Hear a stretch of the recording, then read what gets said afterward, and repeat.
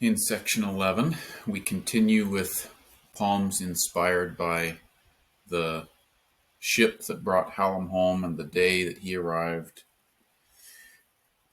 I want to mention here a term called the pathetic fallacy.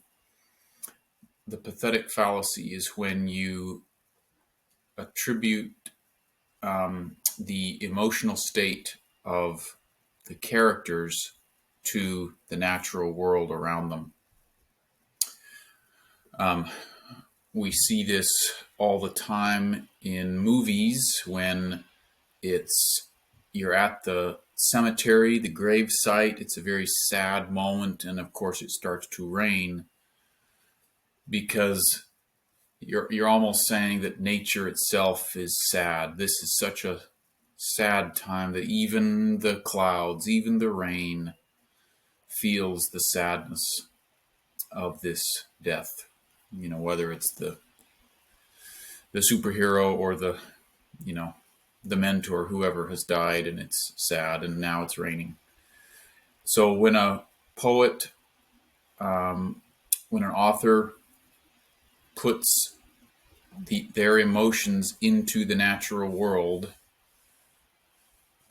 we call it the pathetic fallacy. Pathetic from the word pathos, meaning strong emotion, not pathetic as in like, oh, you're so pathetic, get a grip. Not that kind of pathetic. Pathos meaning overwhelming, overpowering emotion. And I think the term fallacy, to me, implies a mistake. Someone has gone wrong. It's from this idea that, the waves don't actually feel the sadness of Tennyson, or the sunshine glimmering off the deck actually is not a manifestation of Hallam's love. There are, I guess you could think of many other examples. The grass, the flowers are not actually happy to see you. It just feels that way on the first day of spring. So I think that's what the term fallacy means, that we're feeling, the author is feeling the emotion so strongly it's bubbling out into the natural world, but it's not really there. In the 11th section here, the seas are not actually calm with despair over Hallam's death, but it feels like it. And him saying so helps us to picture in our minds what it might have felt like for Tennyson on that day. The pathetic fallacy is very, very common. We see it all around us in art. I think the term comes from a guy named Ruskin, who was an art critic and a poet. And it is kind of a version of personification. I think it specifically, though, relates to emotions, deep emotions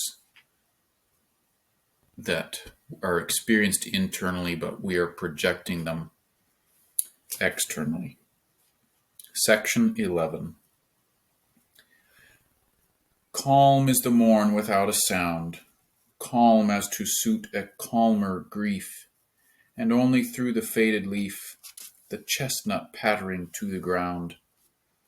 Calm and deep peace on this high wold, and on these dews that drench the firs, and all these silvery gossamers that twinkle into gold and into green and gold.